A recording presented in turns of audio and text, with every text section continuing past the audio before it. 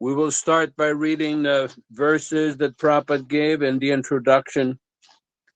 Om Ajnana Timirandasya Jnananjana Shalakaya Chakshurun Militam Yenam Tasmai Shri Gurave Namaha Sri Chaitanya Manobhishtam Stapitam Yena Bhutale Swayam Rupa Kadamahyam Dadati Svapadantikam Vandeham Shri Guru Shri Yuta Padakamalam Shri Gurun Vaishnavamscha Shri Rupam Sagrajatam Sahaguna Raghunathan Anvitam Tam Sajivam Sadvetam Savadhutam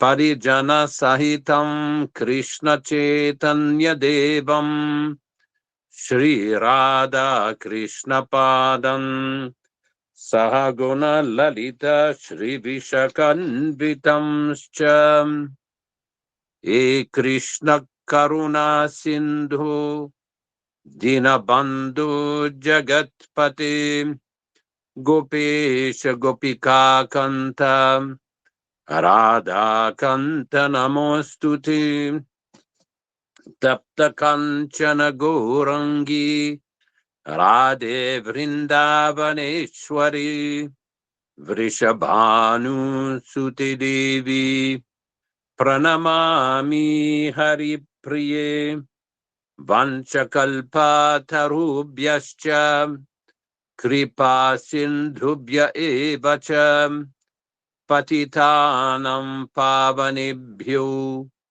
Vaishnavibhyo Namo Namah Sri Krishna Chaitanya Prabhu Nityananda Shri Advaita Gadadhara Shri Vasadi Gaur Bhakta Vrindam Hare Krishna Krishna Krishna Hare Hare Hare Rama Rama Rama Hare Hare. So we'll be reading from Bhagavad-gītā As It Is, 1972 original Macmillan non-adulterated version.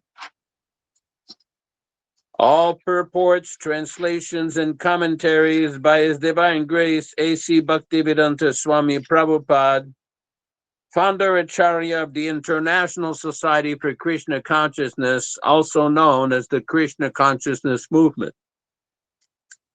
We're reading from chapter 6, text number 45.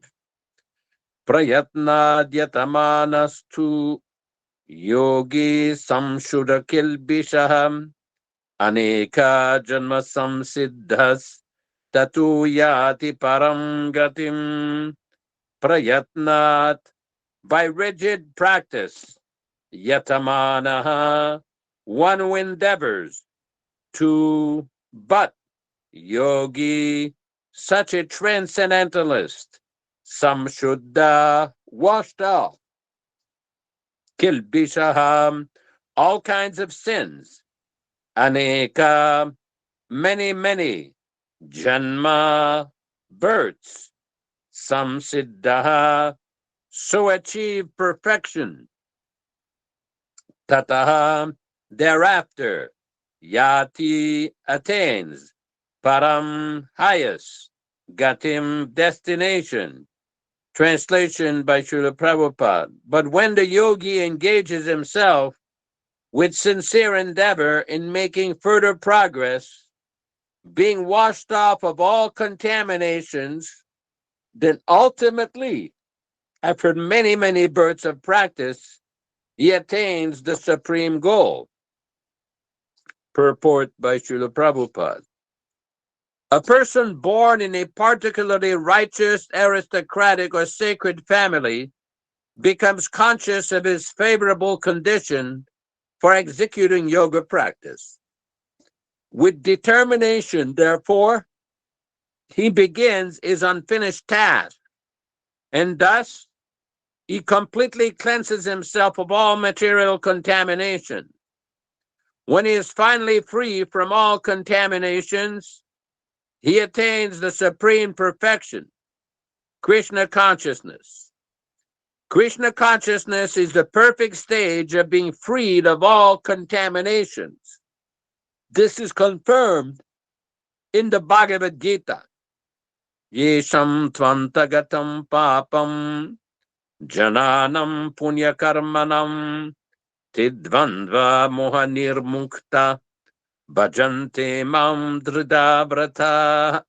After many, many births of executing pious activities, when one is completely freed from all contaminations and from all illusory dualities, one then becomes engaged in the transcendental loving service of the Lord. Om ajnanatimirandasya jnananjana shalakaya chakshurunmilitam yena tasmai shri gurave namaha bhagavad-vandanam khadyam guru vandana purvakam kshiram sharkara yuktam kadati visheshatah namaum vishnu padaya Krishna prestaya bhutale Srimate Bhaktivedanta Swami namine Namaste Saraswati Devi Gauravani Pracharine Nirvishesha Shunyavadi Paschatya Deshatarine Sri Krishna Chaitanya Prabhu Nityananda Sri Advaita Gadadhara Sri Vasadi Gaura Bhakta Vrindam Hare Krishna Krishna Krishna Hare Hare Hare Rama Rama Rama Hare Hare. I offer my respectful obeisances unto my spiritual master, our spiritual master, Srila Prabhupada, who has opened my eyes, our eyes, from the darkness of ignorance with the torchlight of transcendental knowledge. This is very important verse, continuing with the various previous verses about what happens with a transcendentalist who does not finish in this life. All the way from text number 40, and here we're on text number 45, Prabhupada explains, when he is finally free from all contaminations, he attains the supreme perfection, Krishna Consciousness. Krishna Consciousness is the perfect stage of being freed of all contaminations.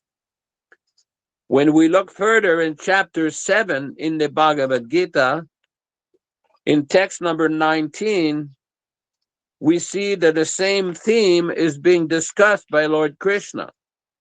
Bahunam janmanamante jnanavanmam prapadyate Vasudeva sarvamiti samahatma sudurlabha.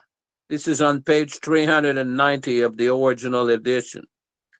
After many births and deaths, he who is actually in knowledge surrenders unto me, knowing me to be the cause of all causes and all that is. Such a great soul is very rare. Now, there's many explanations from Srila Prabhupada of what that perfection is and what does that mean practically in one's life. In this particular text, in text number 45, it describes that by engaging with sincere endeavor in making further progress, being washed off of all contaminations, and ultimately, after many births of practice, he attains the supreme goal. Prabhupada used to often quote the definition of bhakti from the Nectar of Devotion, Bhakti Rasamrita Sindhu, Anya Bilashita Shunyam Jnana Karmadya Navritam. anukulyena, that favorable service to Krishna, devoid of any tinge of karma and jnana, or desire for fruitive activities and mental speculation. This is considered devotional service, pure devotional service. Also, Srila Prabhupada used to often quote a verse from the Narada Pancharatra, Sarvopadi vinirmuktam tat paratvena nirmanam rishikesha rishikena bhaktiruchyati. That when one is completely free, sarva upadi vinirmuktam, in this world, under the influence of Maya, everybody is contaminated with so many upadis, or designations. We see we are born in a certain family, in a certain province or state, in a certain country, and everybody is being indoctrinated that you're American, you're Indian, you're Russian, you're Polish, you're French, you're Canadian, you're African, so many designations. Then it goes on with your family, your society. You're a man, you're a woman, you're rich, you're poor, you're black, you're white, you're this, you're that. These are called upadis, or designations that have nothing to do with the spirit soul. The spirit soul has nothing to do with all these designations. All of this is due to false ego, ahamkar. Kartaham iti manyati, ahamkara vimudatma, kartaham idyati. The bewildered, conditioned soul is thinking that I'm the doer. We see in the 5th canto of the Bhagavatam, how does that ahamkara, false ego, works? A person is thinking, this is my wife, my family, my house, my children, my wealth, my this, my that. And then this expands to family, country, nationality, so many different degrees of illusion. In order to be freed from this illusion, to be rescued from that illusion, one needs the mercy of a pure devotee. One has to attain that connection with a completely liberated pure devotee, dhira. In the Sri Upanishad, Prabhupada describes that a dhira means one who is not affected by the whirlpool of the material energy. We have often described, everybody knows the influence of the 3 modes of material nature. Then there's also 3 basic fundamental enemies described in the Bhagavad-gītā: kama, krodha, lobha, lust, anger, and greed. Prabhupada describes further in some of his purports how in this material world there's what's called shad urmi, or 6 waves, constantly battering the conditioned soul: kam, krodh, lobha, moha, mada, matsarya. Lust, anger, greed, illusion, madness, and envy. These 6 enemies are constantly baffling the conditioned soul. And it doesn't matter how intelligent one is, how rich one may be, how beautiful one may be, how wealthy one may be. That has nothing to do. Everybody is affected, from the smallest ant, the smallest insect, all the way to the demigods, all the way to everybody is under the influence of this material energy. So how to come out? It is not so easy. One can only come out by the mercy, yasya prasadat bhagavat prasado, by getting the mercy of the pure devotee, of the bona fide acharya. Then one can be liberated, obtain the mercy of Krishna. So somebody may say, well, how do I get that mercy if I didn't meet physically Prabhupada? Well, the answer is simple. In Toronto, Canada, in 1975, one Indian gentleman asked Srila Prabhupada on a walk, oh, I want to associate with you personally, this whole living guru idea. Prabhupada replied, yeah, that's all right, but if you want to associate with me, you read my books. Many times I've given that quote, how in Berkeley also in the same year in 1975, when Srila Prabhupada was asked, what is going to happen to your movement when you die? Prabhupada's immediate reactions, I shall never die. I shall live from my books and you will utilize. In other words, we're not to think that the Acharya is dead and gone. Also in that same year, interestingly, in Atlanta, Georgia, United States, on the disappearance day of His Divine Grace Bhaktisiddhanta Saraswati Thakur, Srila Prabhupada was giving a lecture, and he explained that is not that he's dead and gone. That is not spiritual understanding, unquote. So somebody may say, well, don't I need the association of somebody to chastise me? This is one of the arguments. Well, the Acharya can chastise you if your ears are open. If the ears are open, one could get plenty of chastisement from the books of what to do, what not to do, how to behave properly and how to avoid behaving improperly, how to follow the process, what are the offenses, what are the nam-aparad, what are the seva-aparad, what are the dham-aparad. There are so many instructions. It depends on our receptivity. And this is the very important fundamental point that many of our contemporaries seem to miss. They've got it twisted around. We've explained previously, Srila Prabhupada has explained many times, our Vani is more important than the Vapu, or the transcendental instruction is more important than just the physical association. But they're preaching that their Vapu, their physical association, is more important than the Vani of the Acharya. They've got it twisted. How did Prabhupada resolve that? On the 13th of January, 1969 in Los Angeles in a Srimad Bhagavatam class, Srila Prabhupada nicely explained, what we have heard from the spiritual master, that is living, unquote. That is our life, simply to hear the bona fide instruction of the Acharya. How did these great Acharyas like Madhvacharya, Jayatirtha, Vyasatirtha, Ramanujacharya, Vedanta Deshika, Chaitanya Mahaprabhu, Madhavendra Puri, Rupa Goswami, Sanatan Goswami, Jiva Goswami, Vishwanath Chakravarti, Bhaktivedanta Thakur, Baladev, there's so many hundreds of Acharyas. Why is it that they're still living today by their transcendental Vani? Now, somebody may say, well, I can't read the Sanskrit or the Telugu or the Bengali, but Prabhupada has made that problem. He has solved that problem very easily. How? He solved that problem by giving his transcendental books. That Vani is there. And also he is given, nowadays with this modern technology, anybody can hear Prabhupada chanting japa. Anybody can hear Prabhupada chanting the samsara prayers. Anybody can hear Prabhupada giving Srimad Bhagavatam class. There are thousands of lectures of Srila Prabhupada. The association of the pure devotee is there. One can associate with Prabhupada 24 hours a day if he's serious to hear.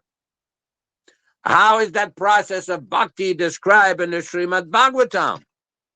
Sravanam Kirtanam Vishnu, hearing and chanting. Of all the instructions that Prabhupada has given, these are the two most important fundamental things. One senior devotee, one GBC man, once went to Srila Prabhupada and asked him, of everything you've taught, what is the most important verse? And Prabhupada replied, that verse from the Shveta Upanishad, Yasya Deve Para Bhaktir, Yata Deve Tata Guru, Tasyete Kachitar Yartaha, Prakashante Mahatmanaha. That those great souls who have firm faith in the instruction of the spiritual master and Krishna, all the import, all the meaning of the Vedic ritual literatures are revealed. Prakashante Mahatmanaha. Many times Prabhupada would describe the example of Gorkishore Das Babaji, who was considered not very educated, who did not know Sanskrit or anything. But Prabhupada explained that he understood all the conclusions of the Shastras. All the Siddhanta of all the Shastras, he perfectly understood. So even if one does not know Sanskrit or Bengali or Tamil or any of these languages, this is not the criteria. The criteria is the sincere desire to hear and chant. And we've described many times, why does Prabhupada prescribe the chanting? Because the chanting, that is the connection in the disciplic succession. The transcendental message and teachings are received, and the name of Krishna is received in bona fide disciplic succession from Srila Prabhupada, who heard it from his guru, all the way down to Krishna. So it's very important to understand things in proper context and not to fabricate or crazy interpretations or speculation. That is very dangerous. Very dangerous. We have seen, even during Prabhupada's manifested presence, how some devotees decided to go to some caste Goswamis or Radhakund Babajis or some other various groups to try to understand Krishna consciousness. And many times they ended up being very bewildered. Prabhupada many times is that giving everything in these books, Bhagavad-gītā, Srimad Bhagavatam, Nectar of Devotion, Teachings of Lord Chaitanya, Srimad Bhagavatam, simply want us to apply his mind and his hearing capacity and regularly study, just like we were reading. Vishwakarma Prabhu mentioned the benefits of hearing this message of the Bhagavatam, same as Bhagavad-gītā, Srinvatam Svakata Krishna, Punya Sravana Kirtana, Hridyantasta Yabadrani Vidunoti Surit Satam. For the one who's a truthful devotee, the honest devotee would become purified by hearing this message of Srimad Bhagavatam. It's not that there's some kind of a big mystery or a big secret that's only available to a few people. No, anyone, in any condition of life, whether man or woman or child, anybody can get that connection, that bona fide proper connection. It is not difficult. Simply one has to dedicate himself to hear the message, hear the transcendental message of Srimad Bhagavatam. Prabhupada has described many times a verse in the beginning of the Chaitanya Charitamrita, also in his introduction to Srimad Bhagavatam, summarizes the teachings of Lord Chaitanya. It's a verse where he describes the importance of Vrindavan, the importance of Srimad Bhagavatam, the importance of developing love of Godhead, Prema Pumarta Mahan, Srimad Bhagavatam Pramanamamalam, that the message of Srimad Bhagavatam is the perfect Pramanamamalam, the perfect mode of evidence, the perfect literature. That the mode of that Vrindavan is not different than Krishna. Aradhyo Bhagavan Brajesha Taddama Vrindavana. Ramya Kastidupasana, that the worship of the Gopikas of Vrindavan, Ramya Kastidupasana, Vrajabadu, that the inhabitants of Braja, this is the highest form of worship. Then he concludes, Sri Chaitanya Mahaprabhur Matamidam, that this was written by a devotee named Srinatha Chakravarti. Sri Chaitanya Mahaprabhur Matamidam, in my opinion, Tatradaro Naparaha, there's no higher personality than Sri Chaitanya Mahaprabhu.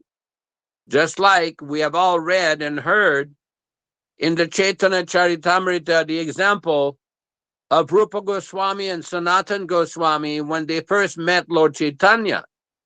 And they spoke this very nice verse, Namo Mahabhadanyaya. You are the most merciful incarnation. Krishna Prema Pradayati. Why? Because you are giving freely love of Krishna. Krishna Prema Pradayati. Krishnaya Krishna Chaitanya Namne Gauratvishe Namaha. So I offer my most humble obeisances to you. So this is the mercy of the Acharya that he is given, this transcendental knowledge. And if one is so bewildered or illusioned that he thinks that we will go to some other advisors who will teach some higher teachings, then one is very unfortunate. Very unfortunate. Poor fund of knowledge. This is due to neglecting the instruction of the Acharya, neglecting the order of the Acharya. We've seen this in our lifetime. Some very clever persons who are preaching that Prabhupada, Bhaktivedanta Swami Prabhupāda, he just taught the basics, and somebody else is going to teach the much higher Rasamarg and the Rasika Panta and all of this. No, this is inappropriate. This is offensive to His Divine Grace. When Prabhupada said that he's given everything in his books, first of all, one has to read his books, study his books, and practice the instructions in his books. There's no shortcut. In spiritual life, there's no silver bullet or quick fix. It doesn't work that way. Now, of course, everybody is here. That means in a past life, everybody on this call had some kind of connection with devotional service. This is what Srila Prabhupada said in an act of devotion. But in this life, we've been given this chance to meet with the pure devotee, to associate with the pure devotee, to hear his teachings and practice this teaching. So one should try to take advantage and take it seriously. Because the question often comes up, why is it that some devotees take it seriously and some others don't?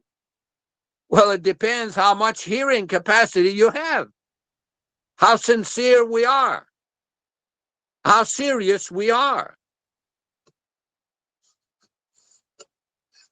Why is it that we see, I've seen this, and many of you have also experienced this. I know my friend Vishwakarma has experienced this, that we meet some persons sometimes who've never physically met Prabhupada, who never went with him on a walk like some of us did, who never got the chance to be in a room conversation with Srila Prabhupada, who never got the chance to receive personal letters from Prabhupada. But yet, we see that some of these people are more serious, more dedicated, and more Krishna conscious than some people who have so much direct physical living association with Prabhupada.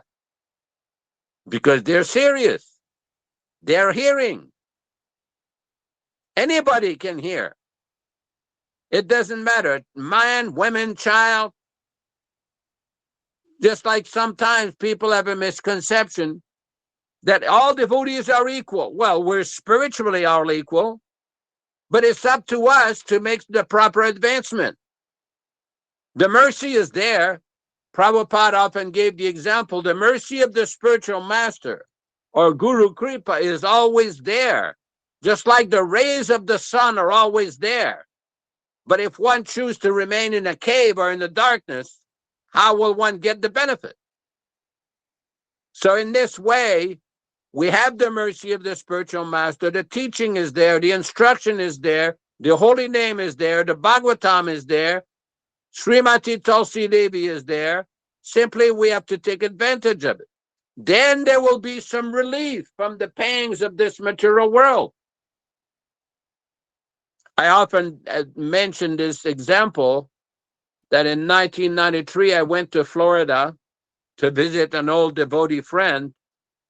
And another friend I had known in India came to me and he asked me, he says, I hear that you've always chanted your rounds and worship your deities. I said, yeah.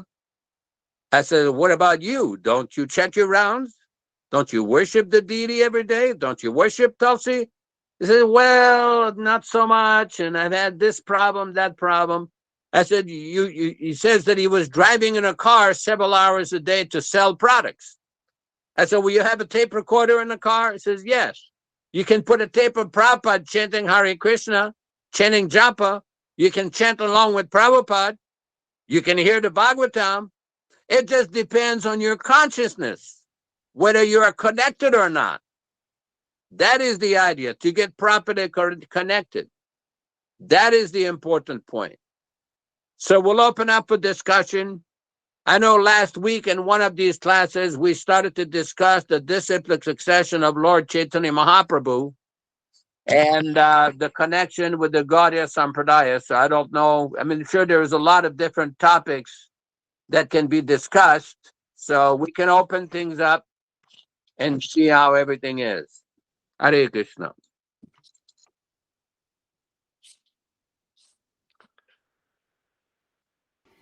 Any comments, question, remarks, chastisement, admonishments? Vishwakarma Prabhu has his hand raised. Thank you, Prabhu.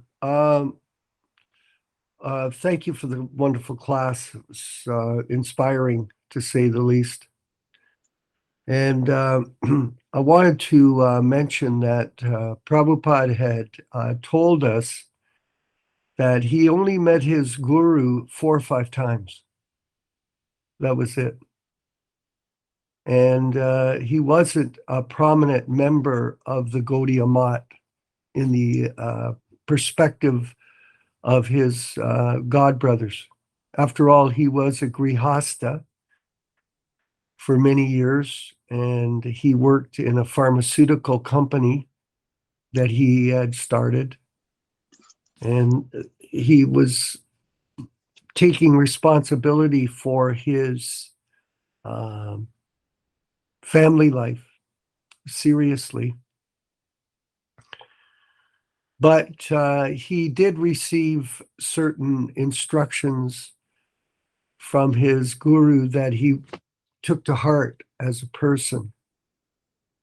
And, you know, so the important part of hearing is to properly receive the instructions into your consciousness, into your awareness. Because there is a reluctance to not to filter what you hear. And whatever it's a lot of times people want to hear what they want to hear, not what they're told. So Prabhupada is giving us the necessary direction through his books. Otherwise, how can we learn? Actually, hearing, as we all know, is a standard method for learning. It's not something that is specific to Krishna consciousness. If you don't listen, how can you learn? Because of all the senses, Prabhupada explained to us, of all the senses, Marukanta, the sense of hearing is the most valuable. Look at the eyes. Recently, I lost my vision for about almost a year, Ram Raghava. It was really, I had been on a campaign for many years of reading all of Prabhupada's books. I've read the Chaitanya Charitamrita twice. I read through the Bhagavatam, all the volumes. I had read the Gita. I was reading all the books, and guess what happened? I lost my vision. I only see out of one eye anyway. This left eye, I was damaged from rheumatic fever when I was a child in the orphanage. And so it was, I thought, well, my one eye was always working good, but with cataract, all of a sudden, you lose your vision. And I lost my vision, and I wasn't able to read. I was still listening, but it was a real impediment for me because my habit was to read the books and enjoy the transcendental knowledge. So these senses are very imperfect. They're very imperfect, and they're difficult for us as we grow older to be able to experience life like when you're in youth. But nonetheless, this process of hearing, whether it's learning how to play football, whether it's learning how to play a bass or music, whether it's about learning how to be a doctor, you have to listen. And so Prabhupada, I think the main problem that we've experienced is a lot of people have what I call selective hearing. They only hear what they want. And Prabhupada will give direct instructions, for example. And Yaśodā knows this. Prabhupada said, you only need to read for my books only. Why does everybody else, why do some people think, well, I can read all the books?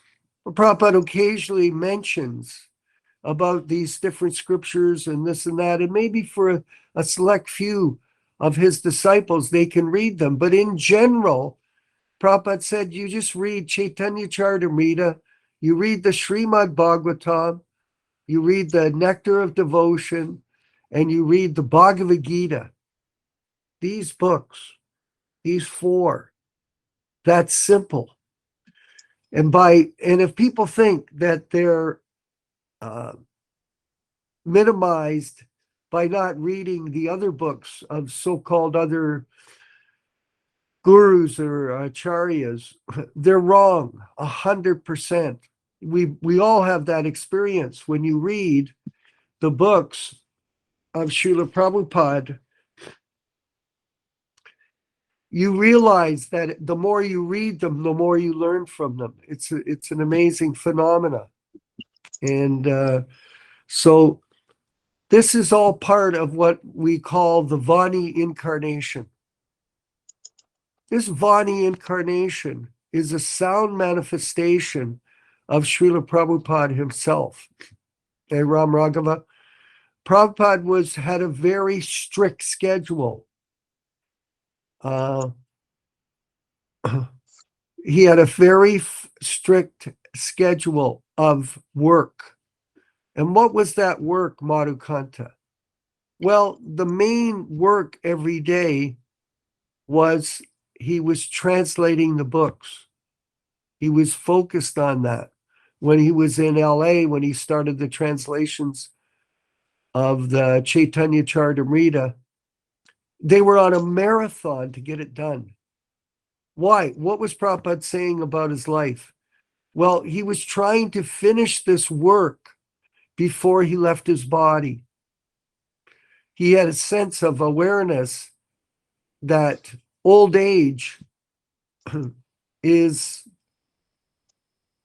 in control of the lifespan of the individual. Old age, no matter who you are, for one who is born, death is certain. And so death is coming to all of us. So there's an urgency. There was an urgency in his reading, his translating the books. And there is also an urgency in us reading them, assimilating the knowledge, and then finally, and I'll end this off, implementing that knowledge practically into our daily lives and share Krishna consciousness with others. This is not something that we're supposed to do just for ourselves, but our responsibility is to become learned. One thing with our Prabhupada disciples, many of them, they read the instructions, but they interpret them in different ways.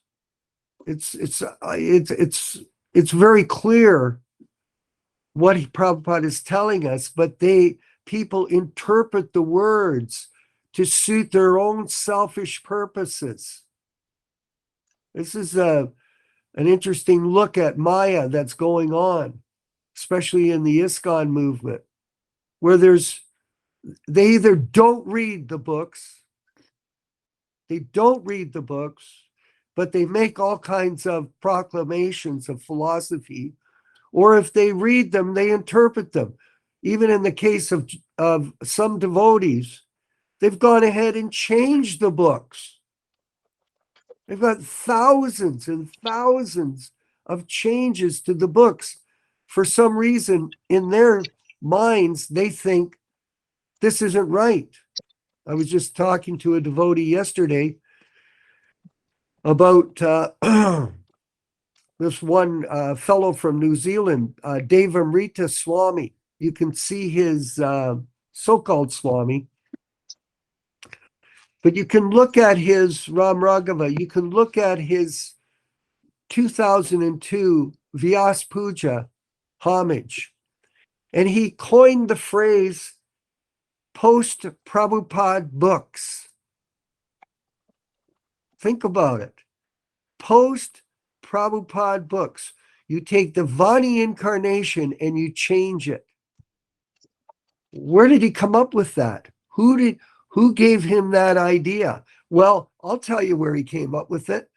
It was to justify who he was as an unauthorized elected guru who's committed so many anomalies in his life. It's a preposterous to think that he's even qualified to take the position of Diksha Guru. It's complete nonsense. This is the hypocrisy. It is not just that we read, but we assimilate Prabhupada's Vani incarnation into our life, and we implement it in the process of spreading the Sankirtan mission of Lord Chaitanya. Madhukanta? Unknown caller. So, Yaśodā-nanda, could you comment, please? Well, this is a big problem that has plagued the movement since 1977. When we analyze and review Prabhupada's poetry in the late 1950s and early 1960s regarding what happened with the institution of his spiritual master, there's a writing called Vaisishtyashtakam or Vrindavana Bhajana, where Prabhupada analyzes the various factors that contributed to the demise of the united Gaudiya Math. And there's one place where Prabhupada described that the tigress of Pratishta has contributed to this. Pratishta means the desire for name, fame, power, position. So this is always one of the biggest enemies of a devotee, that desire for personal ambition. It's manifested in three ways: profit, adoration, and distinction, called Labh, Puja, Pratishta. Prabhupada gave the example one time that he went to the birthplace of Bhaktivedanta Thakur, where the son of Bhaktivedanta Thakur was there, and he wanted to give his place, that special temple, to Srila Prabhupada, or lease it on very favorable terms. And so there was numerous discussions, and Srila Prabhupada basically at one point in the conversation, the son of Bhaktivedanta Thakur made a remark, well, I can give the property, but I have to remain the guru here. So Prabhupada was very tactful, very polite, and later on he remarked, just see how this desire for name, fame, and power is so powerful that even though one may chant 64 rounds a day, be very advanced, still that desire may be there. So this is a very important point, because otherwise one may fall under the influence of what Prabhupada, Punar Musika Baba. There's the story of the one becomes again a mouse. This is a famous story that Prabhupada told, that one person went to a powerful yogi and said, well, I'm getting, the little mouse is being chased by the cat. He says, then the yogi says, okay, you can become a cat. Then the cat again, went to the yogi and says, well, I have a problem. The tiger now is chasing me. So then the yogi says, okay, you can become a tiger. So when the little mouse had become a tiger and she shows her fangs trying to attack the yogi, and the yogi says, okay, punar musika bhava. You can become a mouse. So if one does not purge out, root out that desire for name and fame and power and position and prestige and so many different nonsensical things, if one does not purge this out from his heart, from his system, this is a big problem. Big problem. It's like one of the biggest enemies of a devotee that's trying to progress. Because otherwise, where's the question of making spiritual advancement? Because, you know, there are Mayavadis who follow the four regulative principles. We once went to a place in Tamil Nadu in Coimbatore in 1972. We were invited to a preaching program, and everybody in the crowd was a sannyasi. There must have been 50 or 60 of them. All Mayavadi sannyasis. So they let us do Kirtan. We spoke on Bhagavad-gītā. Then we had a private discussion with the head of this group. And he was explaining to us the principles they were following very strictly. No intoxication, no illicit sex, no gambling. You know, and they were following the Ekadasi, Nirjala Ekadasi, no food, no water. They're very strict, very, very strict. But because they had the wrong understanding, they had the wrong Siddhanta, their spiritual advancement was blocked, was hampered. So this is a big problem, and we've seen this. Prabhupada many times complained about the devotees, why there is dissension. Dissension means that people are not following properly. Prabhupada explains in the 5th canto of the Bhagavatam that the devotees in the Krishna Consciousness movement should be very careful to strictly follow the principles given by the spiritual master. Otherwise, there will be dissension amongst the members and this great movement will be hampered. I'm paraphrasing here. But this is a very important point, because we see that sometimes when devotees become too ambitious, they become bewildered. They no longer understand the philosophy properly. They no longer behave properly with other devotees. Sometimes they become arrogant. They become conceited. They become puffed up. They think they're better than everybody else. This is not the behavior. There's a very good reason why in the Shikshastakam, Chaitanya Mahaprabhu is describing that I have no attraction for your holy name. Nam namakari bahuda nija sarva shaktis. That you've given your holy name, that all your potencies are there in this sacred holy name. Tatrarpita niyamita smarane nakanaha. There's no rules or regulations to remember or chant your holy name. Itadrishi tabakripa bhagavan mamapi. Durdeva midrisha mihajani na anuraga. Na anuraga means I have no, but despite all of this, I have no attraction. Now, of course, this is Chaitanya Mahaprabhu's humility to teach us. But then he teaches us how to chant. Trinada pisunichena. Tarora pisa, one should be more tolerant. It's like we live in a forest there. And in the forest, there's trees that fall down and trees that are dead. And sometimes you have to cut the tree that may interfere and close to an electrical line or close to a house. The tree is not going to protest. The tree is not going to send you an email or a letter. No. It is the perfect example. Tarora pisa yisnuna. Amadina manadena. That one should not expect any respect for oneself, should give all respect to others. Kirtan yasadaharihi. Then in that mind, in that mindset, then one will be able to chant continuously. In other words, it's not simply the repetition of some Sanskrit syllables. There's a mindset behind the chanting. There's a powerful benefit to this chanting. There's a way to do it. And if we do that properly, there's great benefit. There's great realization. There's a wealth of transcendental benefit to this chanting. Now, one should not be arrogant to think, oh, I'm an older devotee, I'm a senior devotee. I love this senior devotee. How many times have we seen so many senior devotees become complete senior nonsense? Big devotees who were very close to Prabhupada, who did so much service to Prabhupada. They got so many letters, and they think themselves to be liberated. Punar Musika Baba, become complete nonsense. Why? Because they missed. They forgot to read that Shikshastakam verse. They forgot to apply that Shikshastakam verse. Very important point. It's not simply for them, it's for every one of us, whether older devotee, younger devotee, new devotee, senior devotee.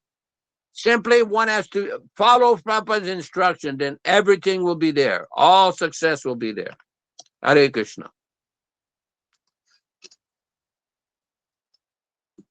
Someone else? Any please? other question or remark?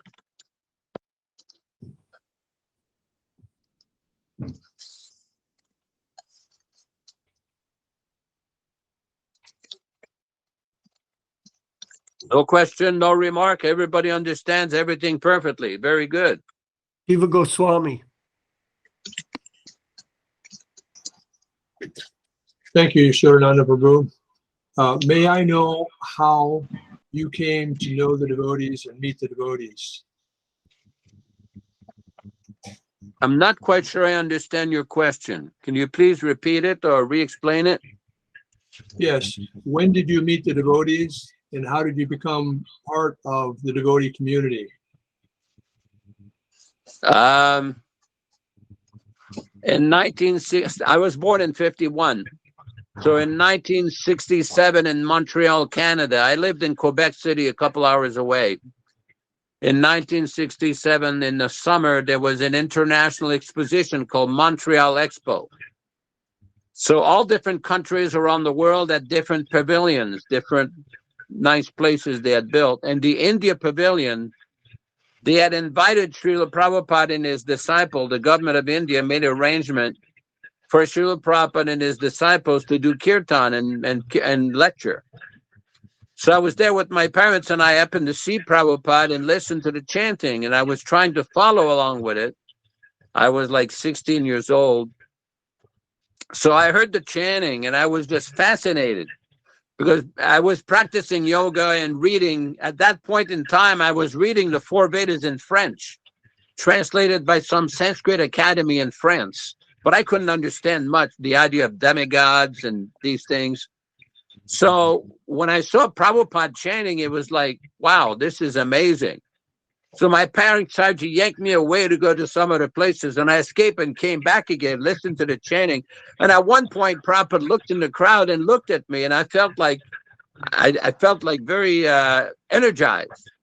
So the next week in the local paper in Quebec City, they had some kind of a social section in the paper, and they had a picture of Srila Prabhupada in color, a very large picture of Srila Prabhupada doing kirtan.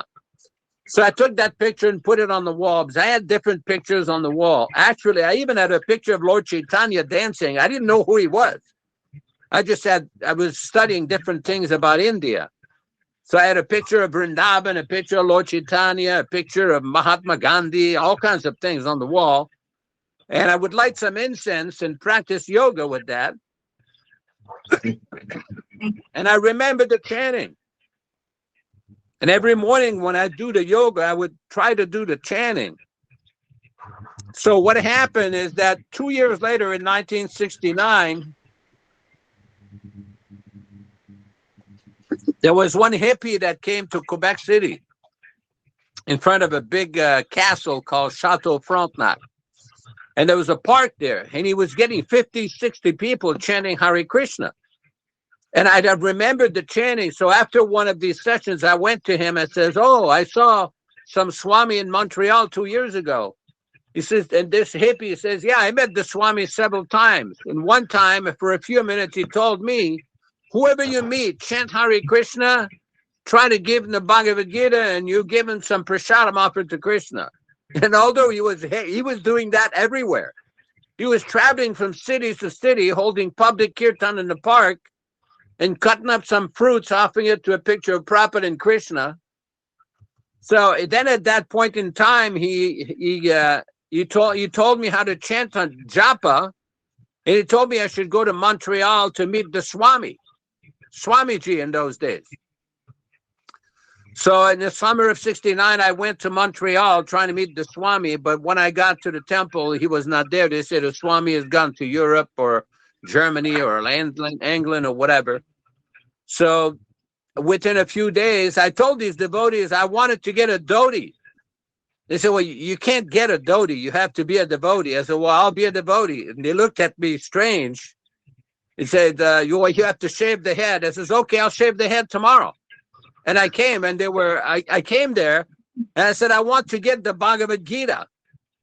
Because I had been reading a Bhagavad-gītā, but the reading from the Bhagavad-gītā that I was doing, the French Bhagavad-gītā from some French academy, a Sanskrit academy, was not, you couldn't understand the philosophy with that. So when I read the Bhagavad-gītā, Prabhupada's Bhagavad-gītā, then I understood all these questions that had been hankering my whole life were very clearly explained. The Bhagavad-gītā explained everything. Srila Prabhupada's Bhagavad-gītā explained everything perfectly. So that was like my first introduction. I joined the temple, and eventually there was one devotee there named Nitai somebody who is a quasi-Christian. He had been initiated, and he was the only French-speaking devotee in the temple. And what happened with him, he wanted to go to become a Christian monk in some monastery. So when I came to the temple, 2 days later, he left and says, okay, I'm going to become a Christian. Here you are. And there was a devotee named Bharadwaj and Sripati. And they were teaching me how to preach to people. And they told me the Bhagavad-gītā says, your first thing is you're not the body. Next thing is Krishna is the Supreme Personality of Godhead. And number 3, the chanting of Hare Krishna is the recommended method in the age of Kali for making spiritual advancement. You just keep repeating that and explain it. And they pointed out different places in the Bhagavad-gītā where you could preach like that. So that was my first introduction to Bhagavad-gītā. And I was first initiation by Srila Prabhupada in New York in August of 1969. So just in a brief synopsis, that's how I got connected with Srila Prabhupada. Hare Krishna. All glories to Srila Prabhupada. Hare Krishna. Someone else has a question? Dharma. Yes. Bhava? Darian Yeah. Phillips, please. Darian Oh, yeah. Phillips. Yeah, I just had a comment where we're talking a whole lot about hearing and chanting and how important it is to associate with devotees and hear and chant with other devotees to, deeply understand the philosophy. And something has happened here locally over the past maybe 10 or 20 years, or especially over the last few weeks, where some of the people are apparently not hearing and chanting very good. They become really attached to material things, and sometimes greed comes in that if someone is taking care of another devotee, they go on social media, explain how great their service is, and then when the devotee's about to pass away, or after they passed away, like a few days ago, they get on social media and even start talking about who's going to get their property before any kind of memorial service or funeral takes place. So I'm just kind of realizing how in a real life situation, how if we're not hearing and chanting properly, this greed for material name and fame and property will come in. And even if someone is like a little tiny bit advanced, they realize that a whole bunch of wealth is only going to last me a few years, and then I'm going to go to another body. So to become wealthy with other people's property is not a very important thing at all. If Krishna gives us things, like if somebody wills property to another devotee, that's a natural thing. But if we become overcome with greed for property, or especially when a devotee is dying, it seems like a really sad thing. Dorian, where are you? Dallas. Oh, you're in Dallas, Texas. So Dharma Bhavana, yes. Dharma Bhavana, okay. And so there was an incident of someone passing. Thank you. Yeah. Yes. I'd like to say Dharma Bhavana Prabhu is very active preaching in Dallas. He's arranged numerous programs on Prabhupada's Appearance Day, Disappearance Day, Govardhan Puja, Janmashtami, where he is connected with some Indian people who have a facility, a Montessori school. So they rent the hall and they have pictures of Prabhupada and Krishna, deities. They cook prasadam, they have kirtan. There's a lot of very positive interaction, positive preaching with him and his wife from Fiji. They're doing very nicely over there. A lot of good preaching. Ram Raghava, please. Yes, could you please comment on what it means by no hard and fast rules in chanting in the Shishtakam verse? What is that again? Could you please comment on what it means by no hard and fast rules in chanting, like it says in the Shishtakam verse? Well, on one hand, it says there's no hard and fast rules, meaning one can chant anywhere, anytime. Srila Prabhupada describes that in his first 1966 when he wrote that on chanting the Maha Mantra. But at the same time, as one becomes a devotee and becomes a little bit more educated, one learns about one should avoid the offenses, one should behave himself properly, one should follow the regular principles. Eventually, if one becomes initiated, or even if one is just a sympathizer or supporter, there's a certain mode of behavior that one should adopt to make proper advancement. Like, for example, avoiding the 10 offenses, avoiding the offenses against the deities, avoiding offenses against the Vaishnavas, and one becomes educated more and more gradually. But it is a fact that one can chant anywhere, anytime. In the Upanishads, there's an Upanishad called the Kali Santarana Upanishad, which is a conversation between Lord Brahma and Narada Muni about how will people in this Kali Yuga become liberated. And Lord Brahma is explaining to Narada Muni the effect of chanting Hare Krishna, how we can chant any place, any time, in any circumstances and get the greatest benefit. So Prabhupada has explained this principle in so many ways like that. I hope it answers your question. Yes, thank you. I wanted to make a comment about chanting rounds as well, because and that was an excellent question, by the way, Ram Raghava. You know, a lot of people that I deal with don't seem to have the time to chant their rounds. They've got other reasons in their life for doing things other than chant the holy name. And so this becomes a flaw in the practice of bhakti yoga. So as you know, when Prabhupada first came to America, there was a scene with Mukunda Das in San Francisco, I believe it was. And he had told him to chant 64 rounds of japa every day. And so when it wasn't possible for him to chant, Prabhupada reduced the amount of rounds to 32 for him. And then finally, Prabhupada again heard that he was having difficulty in completing 32 rounds. And then he said, okay, minimum 16 rounds. So it became something that was adapted into the society as the basic requirement for bhakti yoga students. And so if a person doesn't chant 16 rounds, it reflects a lack of determination, Ram Raghava, in their life.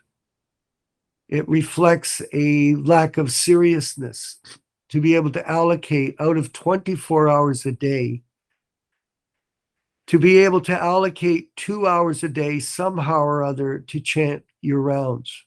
So this process of chanting is key to someone beginning the process of developing their devotional creeper. It's like a seed, as we've discussed, that has to be watered for the plant to grow and bear fruit.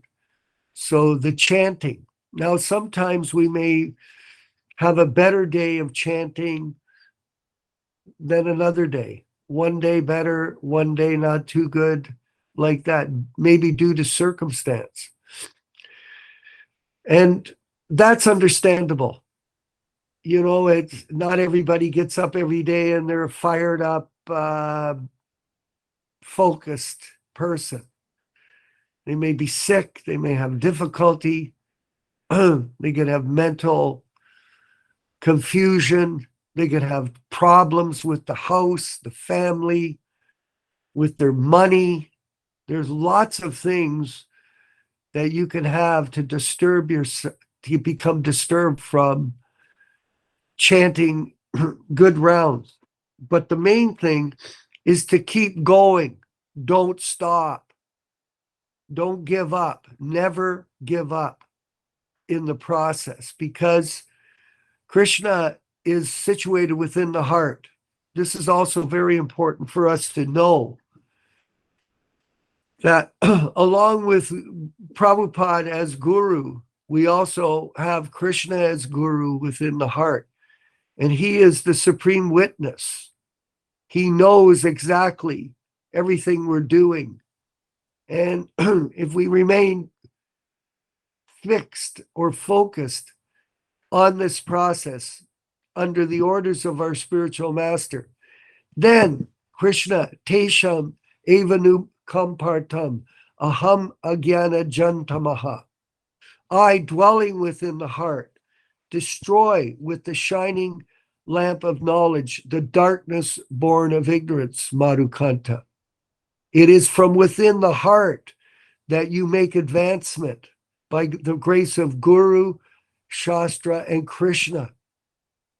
This is something we always have to remember, that Krishna will reveal to us the necessary method for us to become fixed up devotees in Krishna consciousness. But we have to step forward and show Krishna and Prabhupada that we're committed to this. It's like someone claims, Madhukanta, we both played the bass in our life. Some people, they never practice the bass. And you can see it the way they hold the bass with their hand. You can see it the way they pluck the strings. You know it with the way they EQ the amp. You know it in so many different ways. It's revealed because they've never practiced. So in the same way, if you don't practice Krishna consciousness by chanting your rounds, it becomes apparent to people that are Krishna conscious, that are chanting the rounds, that there's some defect in this person. We've had situations in our group in the past where we had members that weren't chanting their rounds. They're here preaching, they're telling people the philosophy, they're proclaiming all this knowledge of who Prabhupada is and what his mission was, and at the same time, they're not chanting their rounds. This is not an effective way to practice Krishna consciousness. Any other Madhukanta, please. Hare Krishna. I'd like to make one comment about chanting the rounds. I noticed with me, I can't speak for anybody else, but for me, the attention that we put and the focus to the sound, each syllable, how we pronounce it, our focus on the mantra itself, because the mind wants to wander away on all kinds of frivolous thoughts all the time, you know. So if you give the mind any kind of leeway, or if you let it wander, if you don't grab it back, the more effort you put into focusing and not letting the mind stray, the stronger it gets into focusing. But the more that you let it stray, the stronger it gets on straying. So there's a real exercise. It's like an exercise. It's like they go to the gym for the weightlifting and all. It's like that. You're exercising your ability to focus your mind there, and the more that you do it, it's like lifting weights. You become stronger at your focus. And that, I mean, say that Krishna is there, and you're speaking with Krishna, and this is how you're having a relationship with him, and your mind is wandering off onto something else. That is a very big offense. So I think the more focus, the attentiveness is really the crux of the practice. I may be not quite right, but for me, that seems to be where I get more and more strength that way. That's well spoken, actually. It's a similar example. It's building the muscle. When you do when you work with the weights, then your muscle becomes bigger. If you don't, it gets smaller. So the mind has a tendency to, like you said, wander for all of us. But if you keep dragging the mind back to the holy name, you keep practicing, then you become stronger mentally. You become stronger devotionally through that process. Yaśodā Prabhu, please. In the Padma Purana, there's a verse that Prabhupada used to often recite. It's a verse in the Padma Purana which explains the nature of the name of Krishna, and one of the points that it makes is Abhinatvam Nama Naminaha. Nama and Nami, there's the name and the person. They're non-different. In other words, the name of Krishna is not that it's not different than the person Krishna. It's very difficult to comprehend this in the conditioned state of life, or while one is still contaminated. But this is a very basic fundamental principle, that the name of Krishna, the sacred, the holy name of Krishna, is non-different than the personality of Krishna. So it is, Prabhupada has explained this in so many ways in different lectures, that simply by chanting, we are directly connected to Krishna. I've heard that there is one lecture where Prabhupada was quoting Bhaktivedanta Thakur, and he was saying that one should not just repeat the syllables, but one must pay attention. In other words, there's the grammatical pronunciation of Hare Krishna, Hare Krishna, but one has to hear carefully, and gradually one will realize more and more. There are numerous, in the Hari Bhakti Vilas, there is an entire section called Nama Mahatmya, or glorification of the holy name of Krishna, where both Gopal Bhakta Goswami and Sanatana Goswami quote numerous examples from the Shastra, explaining the great potency of the name of Krishna. And there are so many examples given there. There's a very interesting story how in 1971 in Calcutta, one devotee was chanting his rounds and he was fairly sick. So he went to Srila Prabhupada and said, "Oh, Prabhupada, I heard that in the Shastras it says that if one chants Hare Krishna, chants the name of Krishna, it can cure any kind of disease." Prabhupada says, "Yeah, that is true, but in your case, you better take some medicine." So there is a lot of benefits, associated benefits with chanting Hare Krishna. It is not simply some kind of mental idea that one can feel the effect of chanting Hare Krishna. But if one does it properly, one will get even more benefit. It is just like, I mean, I'm sure that Ram Raghava Prabhu knows this. If a patient goes to a physician, to a doctor, he has an illness or a disease, and a doctor gives him a prescription that you take this medicine like this, but don't eat this, don't eat that, and be careful, don't do this, don't do that. So then if the patient thinks, oh, this medicine is good, so let me take double and triple. No, that's going to have a different effect. The physician is giving a certain dosage to be taken at a different time, in a different circumstance, and you follow that instruction and certain restriction. Just like there is a story that Prabhupada says when he was young in Calcutta, one mother was chasing his child across the street and beating him. So Prabhupada inquired, why is the mother beating the child? So the mother explained to Prabhupada, because his brother had typhoid fever, and the mother had told him, don't feed him this kind of food. And the young boy gave him that kind of food, causing more trouble. So when we chant Hare Krishna, there are certain rules. And if we get the taste for chanting, these rules are meant to bring us to the point of getting a taste for chanting. Just like we see in Bhagavad-gītā, Prabhupada is explaining, Ramante yoginanante satyananda chidatmani, iti Rama padinaso param brahma vidiyate. That the word Rama means transcendental pleasure, besides meaning Balarama or Lord Ramachandra.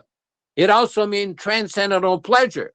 And great yogis, Ramante yoginanante, they're constantly experiencing pleasure. Satyananda Chidatmani, on the transcendental platform. And this is the meaning of the word Rama. So this is a very important point, because we see in the history of Vaishnavism are so many great personalities. Like we look in our Sampradaya, Haridas Thakur, he was chanting 3 lakhs of names every day, 22 hours a day, chanting.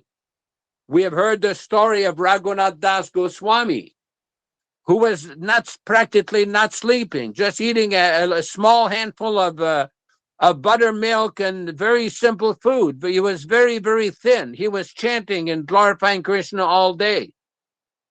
One time, Prajamna Panditji went to Srila Prabhupada. Now, those of you who have been in India, and I'm sure Ram Raghava knows this, in the winter in Vrindavan, it doesn't snow, but it gets very close to the freezing point. It gets fairly cold. And the houses in India are not constructed like here in America with internal heating. There's a building, and a lot of time it's cold. You have to warm up with clothes. So Prajamna went to Prabhupada and said, well, how did the 6 Goswamis live under a tree in Vrindavan in the middle of the winter? And Prabhupada says, because you are thinking that the 6 Goswamis are ordinary men like you and me. Of course, Prabhupada was being very humble. He says these people were topmost paramamsas, transcendentalists. They were always in bliss, the chanting of the name of Krishna. So there's definitely, just like one time we were on a morning walk in Vrindavan in Raman Reti, and some yogi was walking by. This was in the middle of the winter. He had a little stick and a bead bag chanting, and he had a small little dhoti just above his knee. And the very small chadar, there's no way he could keep warm. Prabhupada says, just see how he's tolerating the cold. And Prabhupada stopped. He says, you have a hat, you have a scarf, you have 2 chadars, you have socks, you have this, you have that. And this yogi has practically no clothes on. But he's tolerating simply by practice, and he's chanting. So, of course, we see in the Bhagavad-gītā, Krishna is giving instruction that the appearance of summer and winter will always be there. So the appearance of happiness and distress will be there, heat and cold. Simply one has to learn to tolerate it. So this is one of the transcendental benefits of the chanting, that one will become transcendental to these issues. Hare Krishna. Any other question or remarks? I just want to remind everyone, tomorrow morning at 10 o'clock, there'll be the Srimad Bhagavatam class. And next Wednesday at 8 a.m. or 8 p.m. Eastern Standard Time, it's 10 a.m. Tomorrow morning Eastern Standard Time, the Srimad Bhagavatam class, and next week, Wednesday, the Chaitanya Charitamrita class. And please remember to invite any sincere people that you have to join our group and get a chance to get this association with all the devotees here, the Prabhupada Disciples. And please look forward to the launch of our Prabhupada.tv channel, which will also include all of these lectures and classes that we're recording, along with a variety of transcendental programming, which will enable us to continue to hear the pure message of our Guru A.C. Bhaktivedanta Swami through the vehicle of the Prabhupada Disciples Association. So if there's nothing left, Ram Raghava, if you could play the Kirtan for us, and we'll carry on and march on back to Godhead. Hare Krishna, okay.